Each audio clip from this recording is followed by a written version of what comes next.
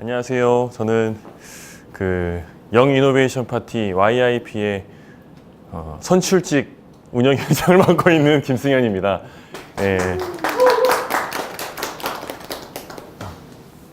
제가 이제 처음에 YIP 모임을 계속 하다가 이제는 강연을 한 번쯤은 했으면 좋겠다라는 제안을 받았을 때 정치란 무엇인가 내지는 정치에 대한 이런 근본적인 질문을 하시더라고요. 윤병 기자님께서.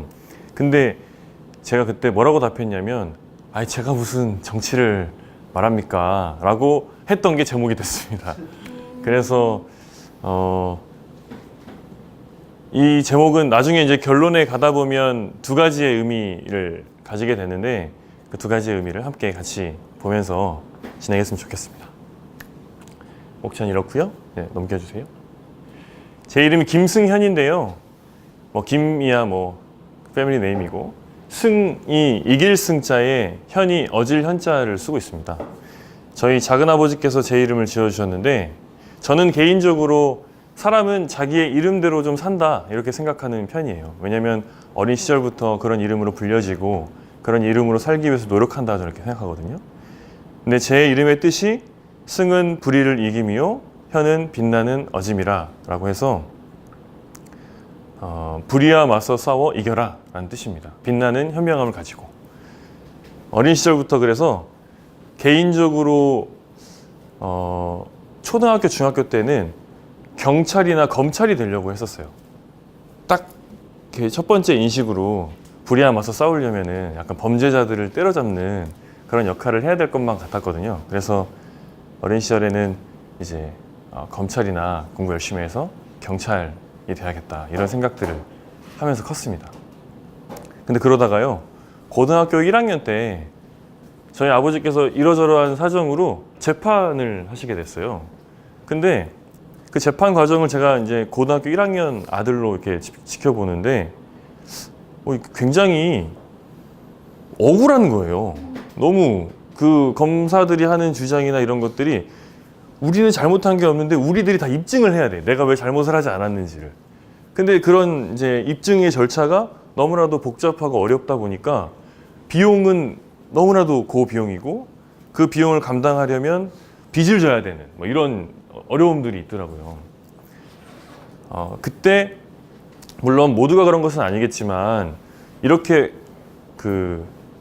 검찰에 의해서 억울하게 피해받는 일반 국민들도 있겠다 이런 생각을 제가 하게 됐어요. 그래서 무슨 생각을 하게 됐냐면 검찰이나 경찰이 꼭 불의와 맞서 싸우는 사람은 아닐 수도 있겠다 이런 생각을 그때 하게 된 것 같아요. 그러면서 고등학교 2학년이 올라가면서 그러면 이러한 그러니까 일예로 검찰과 경찰이겠지만 사회 전반으로 이걸 펼쳐보면 우리가 생각했을 때 이런 집단이면 괜찮은 공의의 집단일 거야, 정의로운 집단일 거야 라고 생각하는 소위 말하는 공정해야 하는 그런 감시 권력들이 있지 않습니까? 이 대한민국 사회 내에는 대한민국 사회뿐만 아니라 어느 사회든 그 감시 권력들을 제대로 감시할 수 있는 권력으로 만들려면 뭘 해야 하는가 이런 생각하다가 저는 정치를 해야겠다 이런 생각을 그때 하게 됐습니다. 정치는 그런 대한민국을 감시하는 권력들을 감시하는 국민들로부터 신임을 받아서 국민들께서 주신 그 권한을 가지고 대한민국을 감시하는 집단을 감시하는 역할을 하고 싶다 이런 생각을 하게 됐습니다. 밑에는 몽상가고 밑에는 행인입니다. 저는 약간 꿈에 미쳐 사는 사람이에요. 이상주의자고요. 내 꿈을 실현시키기 위해서 행동을 그동안 해왔습니다. 머리는 되게 나쁜데 행동하는 추진력은 있어서 그동안 그래도 나름의 성과들을 내오며 살았습니다. 이러한 정치라는 도구를 활용하기 위해서 정치외교학을 공부를 했는데 사실 정치외교학을 잘 몰라요.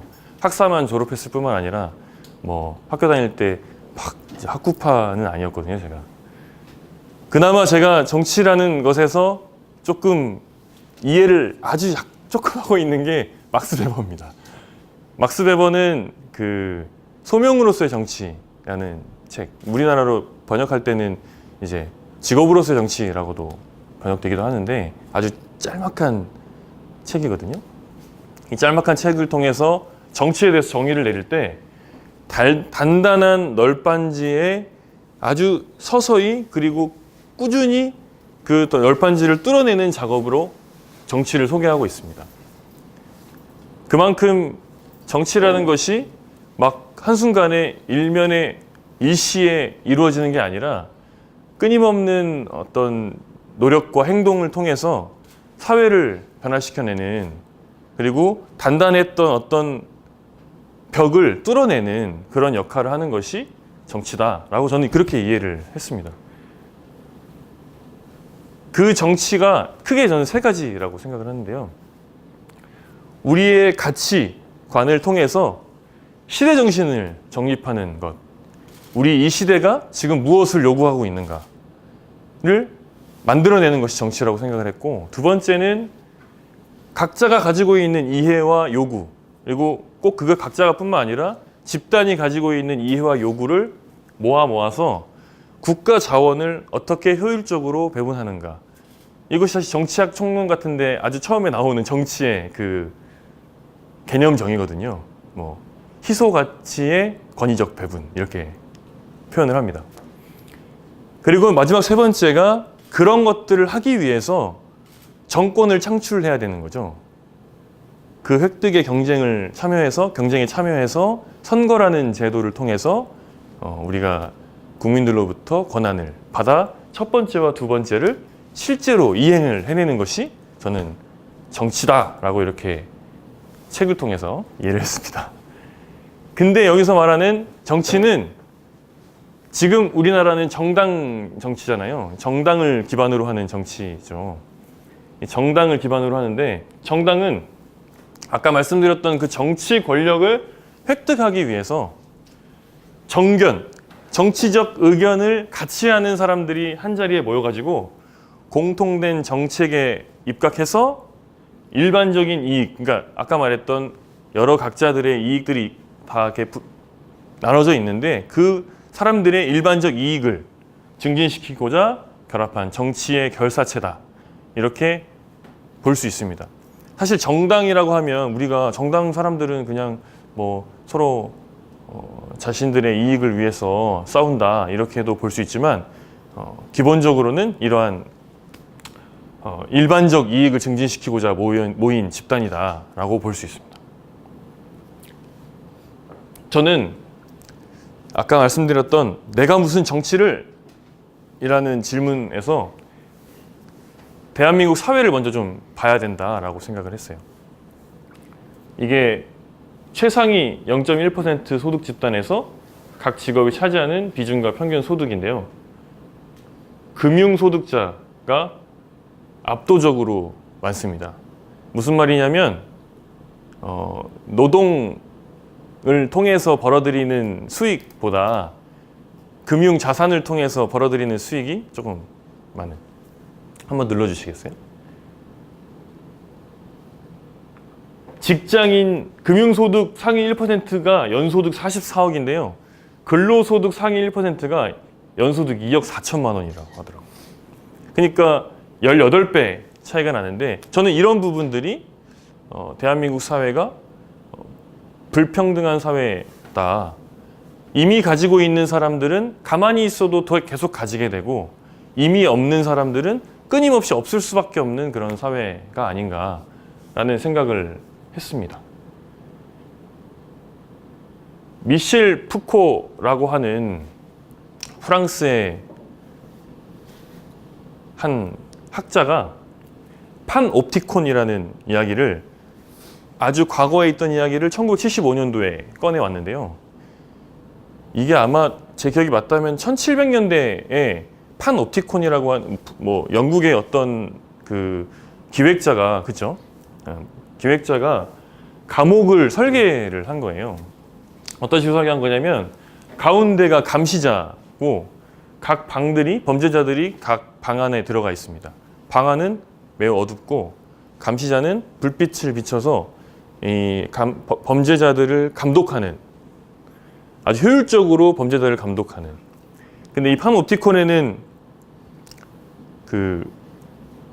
되게 의미가 담겨 있는데요. 무슨 의미가 담겨 있냐면, 감시를 받는 사람들이 감시를 이제 계속 중앙을 통해서 이 안에서는 바깥이 잘 안 보이거든요.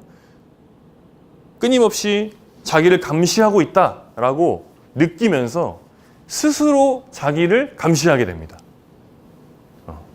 그러니까 내가 감시받고 있다라고 느끼며 스스로도 자기를 감시하게 되는 이중 구조를 가지고 있는 거죠. 이 점을 파악해서 미셸 푸코가 우리 현대 사회가 정보화되고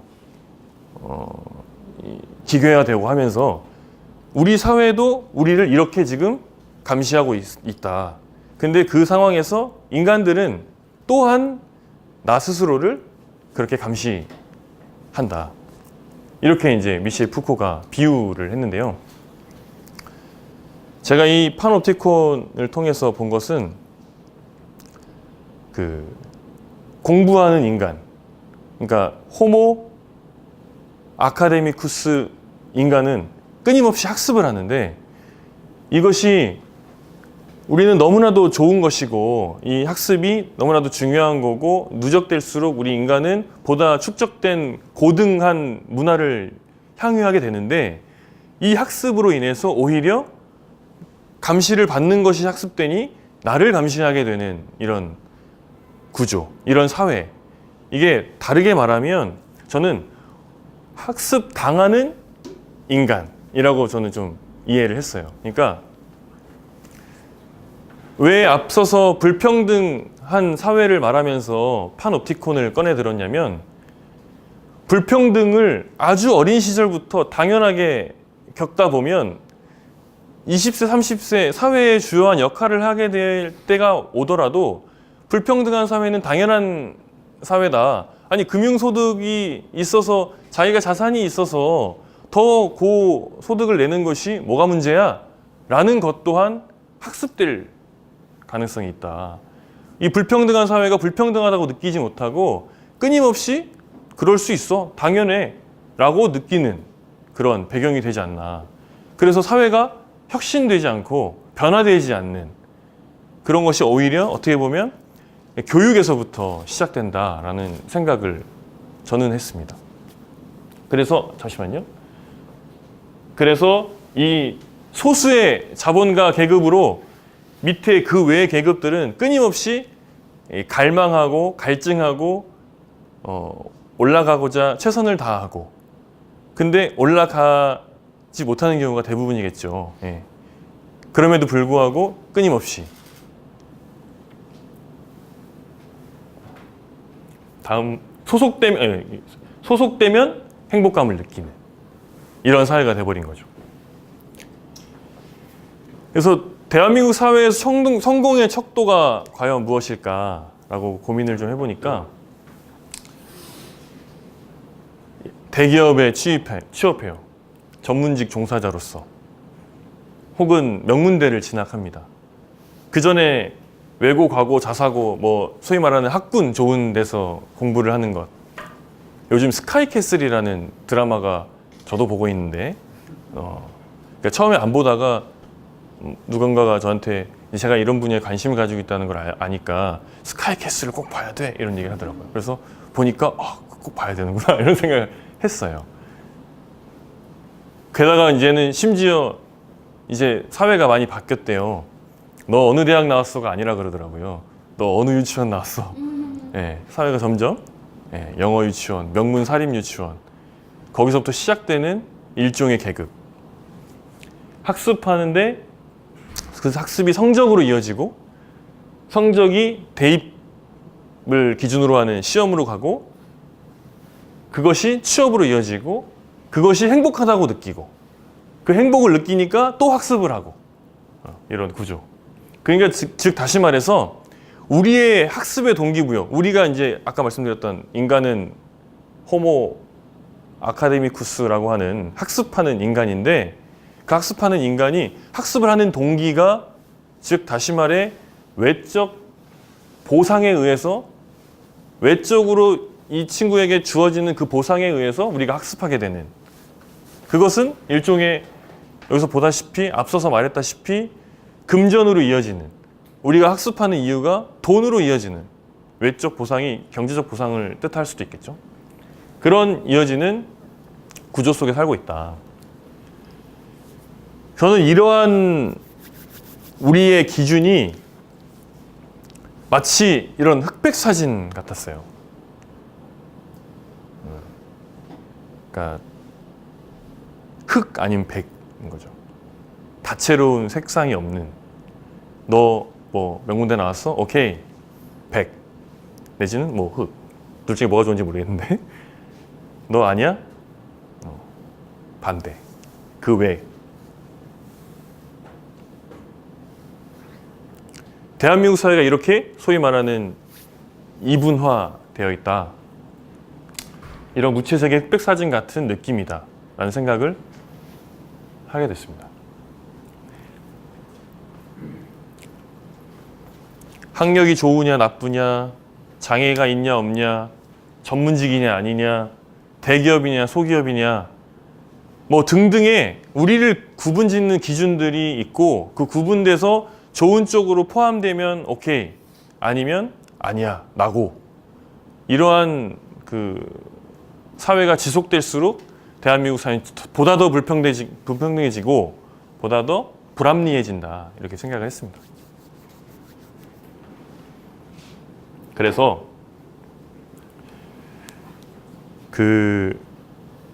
되게 오래된 이야기잖아요. 이 세대, M4 세대. 저도 사실은 굉장히 많은 것을 포기하고 살고 있는 사람 중에 한 사람인데, 어떻게 보면 아까 우리 선배님께서 말씀하셨던 전업이 육아다라고 말씀해 주신 것은 그 어떻게 보면 행복한 걸 수도 있어요. 네. 육아를 하고 싶어도 시도조차 못하는 사람들도 많이 있다고 생각을 하거든요. 근데 물론 뭐 육아가 너무 어려운 일이지만, 보시면 구포까지 나왔더라고요. 여기에 저는 가장 마음이 아팠던 게 인간관계가 들어가 있는 것에서 되게 마음이 아팠던 것 같아요. 7포까지는 우리가 그랬는데 인간관계랑 내 집 마련을 포기하는 게 9포거든요. 인간관계까지 포기해야 된다. 이게 너무 슬픈 이야기였습니다. 이런 이제 미래에 대한 기대감이 없는 사회가 되면 될수록 이것 또한 아까 말씀드렸듯이 끊임없이 우린 학습하게 되고, 그게 다 내 탓인 것처럼, 내가 잘못한 게 아닌데도 내 탓인 것처럼 느껴지게 되는 그런 현상을 가져온다고 생각합니다. 이런 현상이 왜 벌어질까를 저는 좀 생각을 해봤었는데, 한번 눌러주시죠. 이 부분들의 역할이 중요하다고 생각했습니다. 여기 보시면 국회, 검찰, 법원, 경찰, 뭐 감사원, 수많은 언론사, 시민단체, 이 공통점이 뭐죠? 권력기관? 그렇죠. 권력기관 내지는 권력을 감시하는 기관이죠. 시민단체와 언론은 이제 그들을 감시하는 또 하나의 권력이 지금 되어 있는데,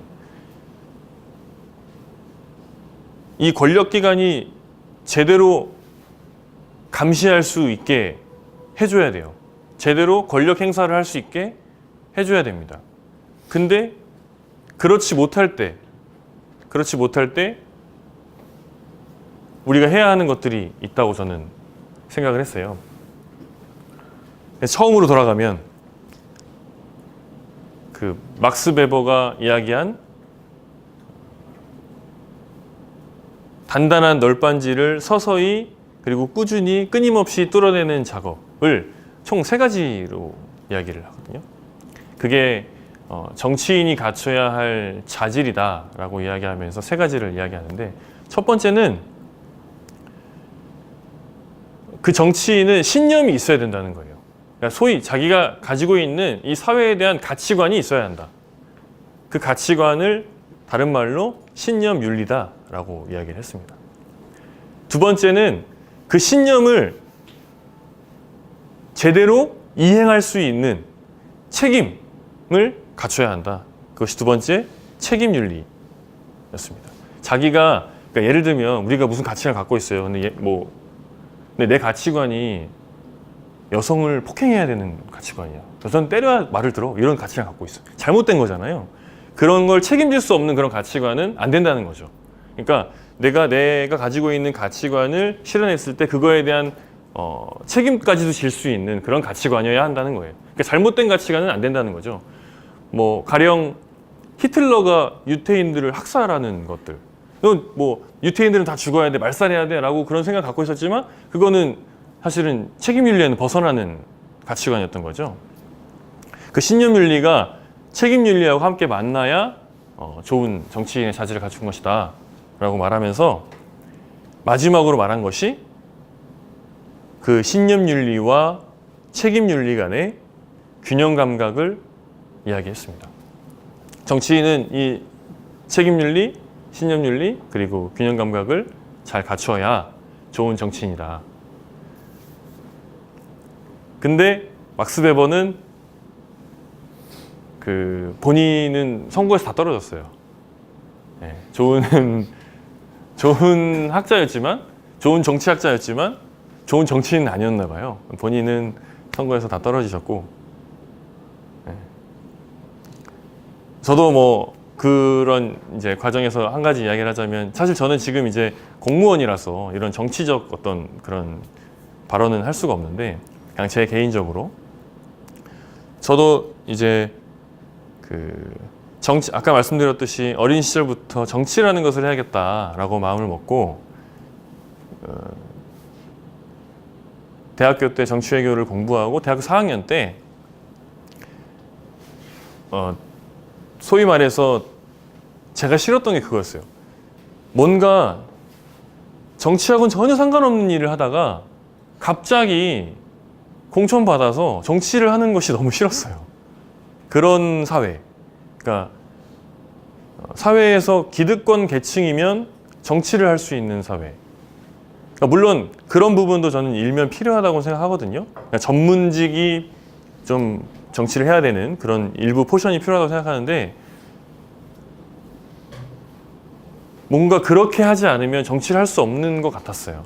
그래서 뒤집어서 정말 정치이권이라는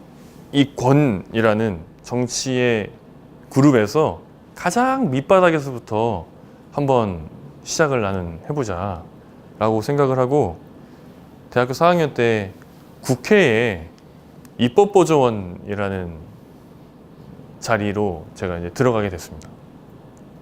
입법보조원은 간단하게 이야기하면 무급 인턴이에요. 그래서 제가 무급 인턴으로 진짜 실제로 보수를 하나도 받지 않고 일을 하기 시작했어요. 그 경험, 그러니까 젊은 사람들에게 열정페이 이렇게 얘기하잖아요. 그 열정페이를 이제 시작한 거죠. 열정페이를 시작해서 진짜로 막 열심히 복사기 용지 끼고 복사하고 막 청소하고 아침에 가면 설거지하고 막 이랬었어요. 문건도 정리하기도 하고. 근데 그때 정말로 다행이었던 것은 이게 그러니까 우리나라 사회가 참 이렇게 구조적인 어떤 문제 해결을 해야 되는데 약간 좋은 사람을 만나야만 이 기회를 얻는 이런 게 돼 있어서 저는 그게 너무 안타까운 건데 저를 소위 말하는 사수로 가르쳐 주신 분이 너무 좋은 분이었어. 그러니까 너가 그냥 여기서 이렇게 복사하기만 하고 무급이니까 사실은 중요한 역할을 맡길 수가 없는 부분도 있겠지만 너가 이 부분에서 좀 보다 다양한 역할들을 좀 해봐 라고 하면서 질의서를 쓸 수 있는 기회를 주셨어요. 그때 첫 번째가 당시에 2013년도 말쯤에 그 국정조사가 하나 있었어요. 혹시 기억하시는 분이 있을 수 있는데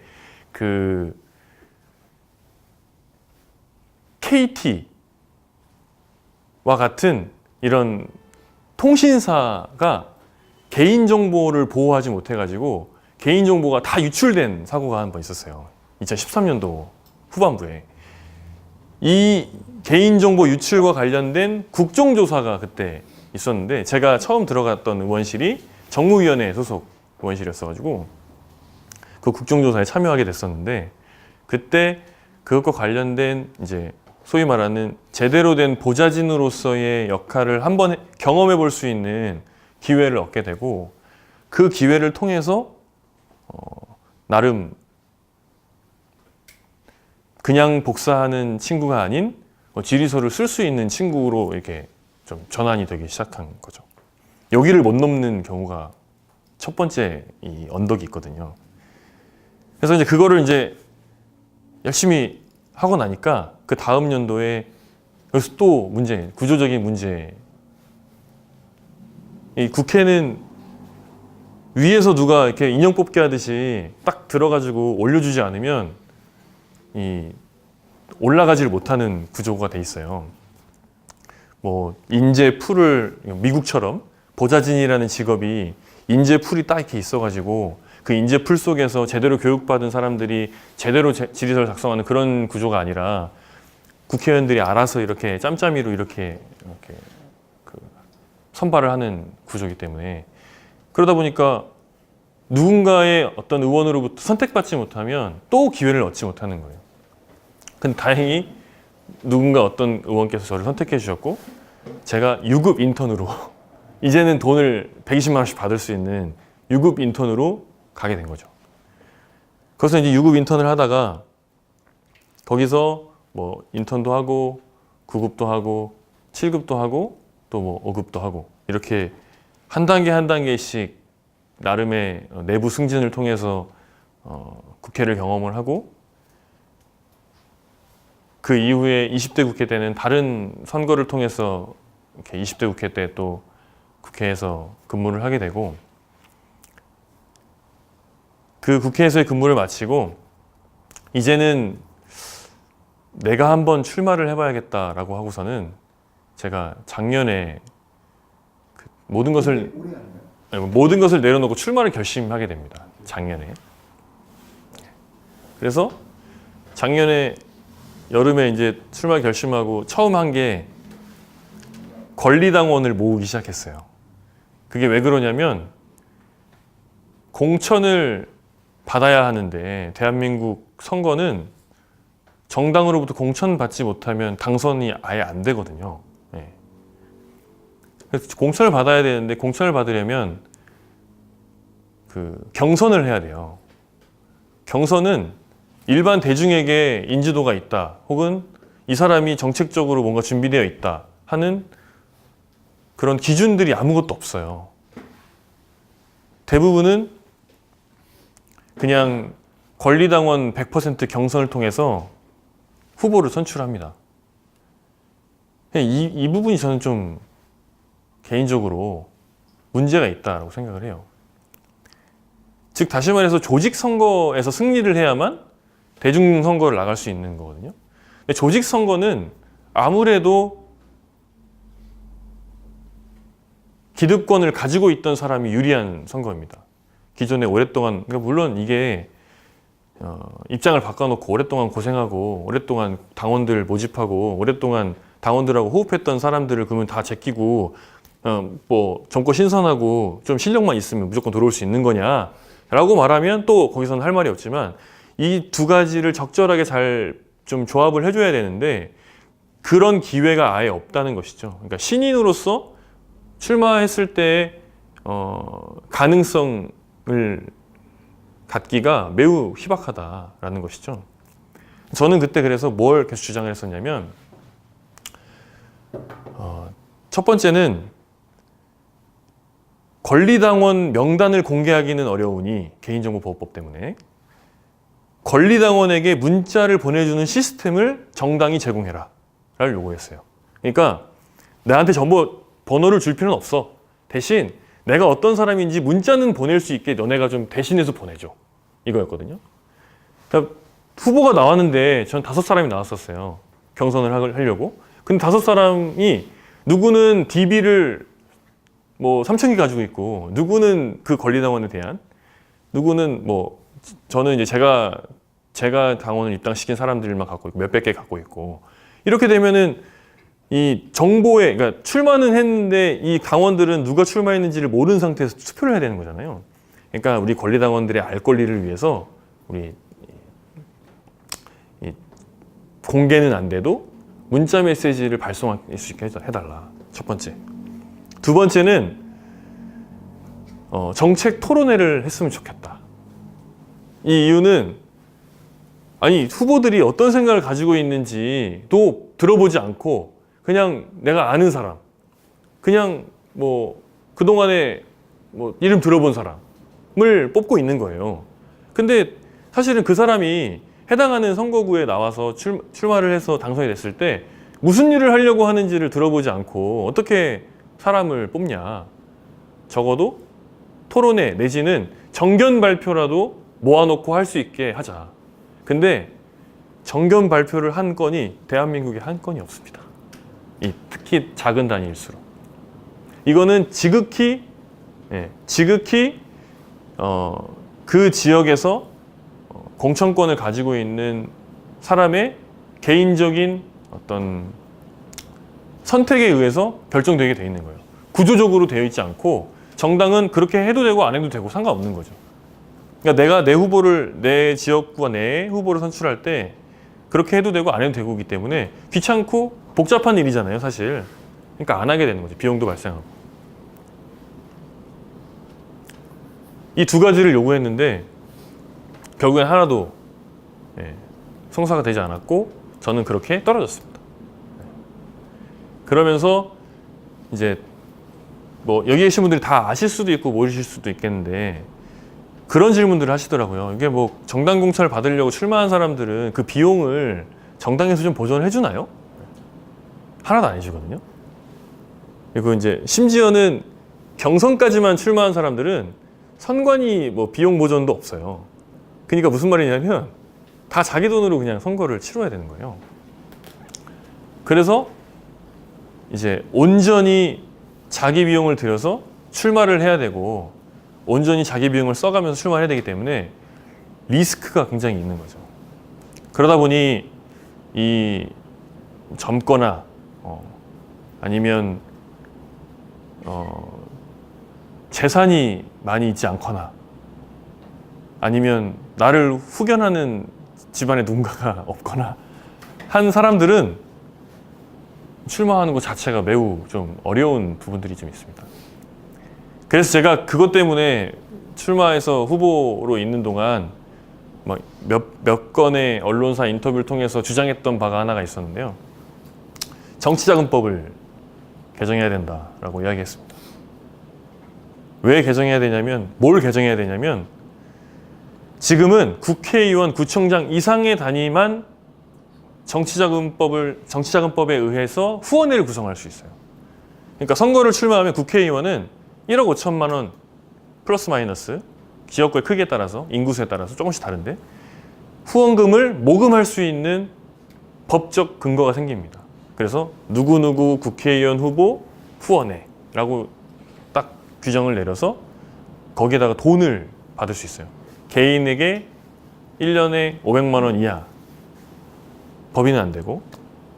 뭐 그러면 무슨 말이냐면 나하고 아까 말했던 정견을 같이 하고 나의 가치관과 나의 생각에 동의하는 사람들로부터 십시일반 돈을 좀 모을 수 있는 근거가 있는 거예요. 근데 그 밑에 단위는 나하고 분명히 뜻을 같이 해, 이 사람들이. 근데 이 사람들이 저한테 돈을 주면 위반이에요. 법 위반. 바로 쇠고랑을 차는 그런.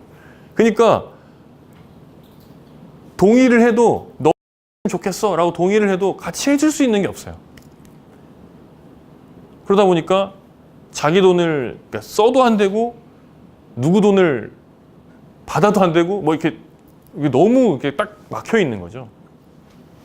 저는 그래서 이제 시구 의원들 혹은 이제 지방 같은 경우에는 뭐 시도 의원들의 그 후원회 구성에 대한 법적 근거가 생겨야 한다. 금액은 뭐 국회의원 단위까지는 아니죠. 당연히 유권자 기준을 통해서 기준을 잡아야겠지만 그런 걸 통해서 건전하게 모금하고 건전하게 쓰고 그거를 선관위에 제대로 신고하는 그런 제도를 만들어야 제대로 좋은 가치관을 가지고 있는 사람들이 나와서 돈에 구애받지 않고 선거를 치를 수 있고 그 결과를 본인이 잘 책임질 수 있게끔 해줘야 한다. 그런 생각들을 주장했었습니다. 이 부분이 저는 관철되는 것이 어떻게 보면 정치권 안에서의 제가 생각하는 이 막스 베버의 그 아까 말했던 그 단단한 널빤지를 이게 되게 기득권이거든요. 소위 말하는 기득권과 비기득권의 싸움이거든요. 널빤지를 뚫어서 구멍을 뚫어내는 그런 과정이 되지 않을까 생각합니다.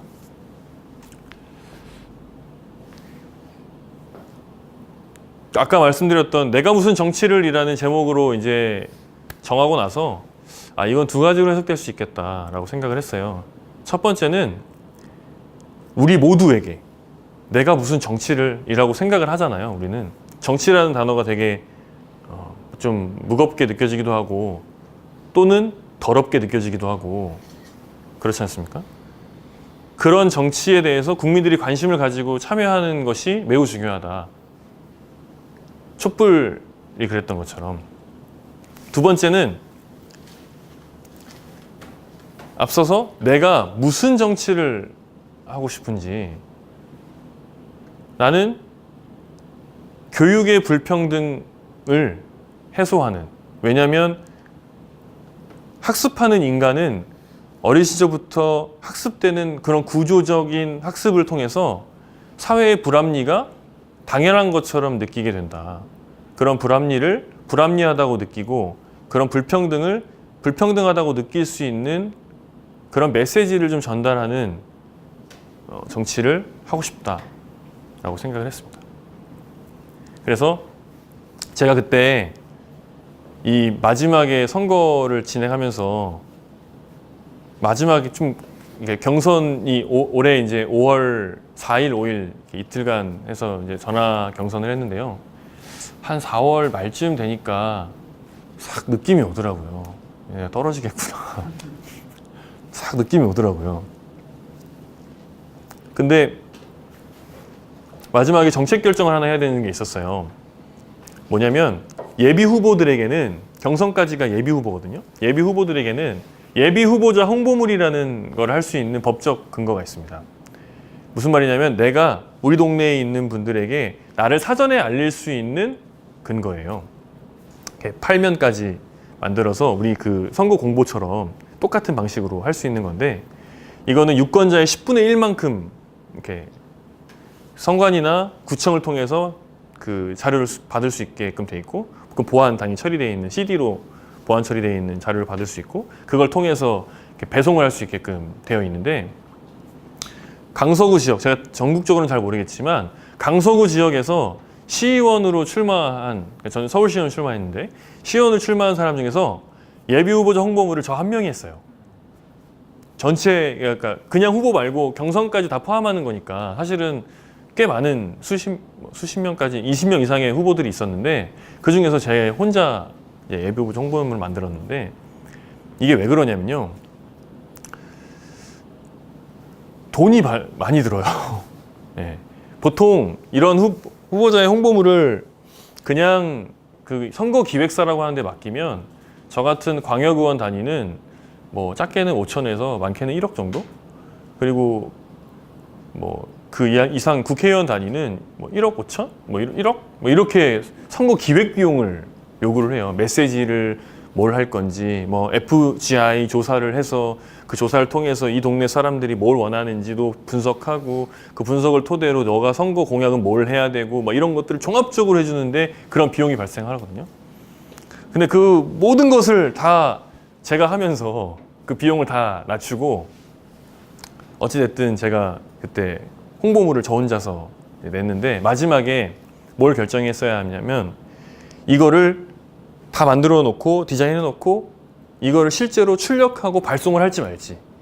왜냐면 출력하고 발송하는 순간 또 이제 비용이 수백만 원이 나오거든요.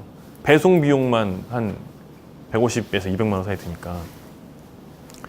근데 제가 아까도 말했지만 끝에쯤에 가니까 떨어질 걸 이미 알고 있었다고 했잖아요. 이미 흐름이라는 게 느껴지니까 가능성이 없진 않지만 한 8대 2 정도로 내가 떨어질 것 같다 이런 느낌을 갖고 있었는데 제가 이제 우리 캠프에 있는 젊은 친구들 함께 고생했던 친구들을 딱 이렇게 모아서 같이 이렇게 앉아가지고 그 떨어질 것 같다는 얘기는 안 했어요. 근데 우리가 그 마지막까지 최선을 다하지 않고 끝을 맺으면 나중에 좀 후회하지 않겠냐. 그래서 좀 힘들더라도 마지막까지 최선을 다해보자 라는 의미로 이 진인사 대천명을 같이 공유하면서 다 마음을 다하고 정성을 다하고 최선을 다한 상태에서의 결과는 우리가 충분히 받아들이고 납득할 수 있겠다 이런 생각을 하게 됐고 그때 그래서 그 수백만 원을 지출하면서 선거를 그러니까 마지막까지 발송을 했습니다. 근데 정말 우연히 저는 뭐 그렇게 의도한 게 아니었는데 그렇게 하고 그 공보물이 좋은 평가를 받았어요. 이 정치권에 있는 보는 사람들이 되게 광역 의원으로서 수준 있는 퀄리티의 공보물이다 라는 평가를 첫 번째 받고 그리고 이렇게 다 하고 나니까 마음이 편안하잖아요. 떨어지고 나서도 물론 좀 속상한 마음은 있지만 한 거의 10개월 동안 동네를 돌아다니면서 이렇게 아줌마 아저씨 막 무릎 꿇고 막 거의 막 했는데 근데 이제 그리고 나서도 이제 마음이 다 비워지니까 다음 날부터 제가 저를 이긴 그 후보를 돕기 시작했어요. 그리고 우리 지역에 있는 시구의원들 후보들을 선거 유세 차량을 타서 유세도 같이 해주고 뭐 그렇게 완전히 지역위원회의 그 소위 말하는 대승적인 그 무릎 꿇음이 있었어요. 그러니까 그 덕분인지 아닌지는 모르겠으나 그런 과정을 지켜보던 지역의 원로 정치권에 있는 분들은 얘가 진심이었구나라는 걸 알더라고요. 그러니까 제가 지역에서 출마해가지고 젊은 놈이 한번 입신양명해보겠다고 이렇게 당선돼보겠다고 나온 게 아니라 내가 우리 동네를 위해서 이런 역할을 할 수 있을 것 같은데 저 한번 평가해봐 주세요 하고서는 나왔다가 그 평가가 그렇지 않으니 더 준비해 이런 거잖아요. 그랬을 때 그러면은 그걸 깨끗하게 인정하고 승복하고 또 더 나은 어떤 그런 우리 발전을 위해서 우리 지역의 발전을 위해서 협조하는 그런 모습이 보시기에 되게 좋았다 이런 얘기 하더라고요. 그러면서 그 덕분에 지금 또 계속 무언가를 할 수 있는 기회를 얻게 됐다 이렇게 생각합니다. 그래서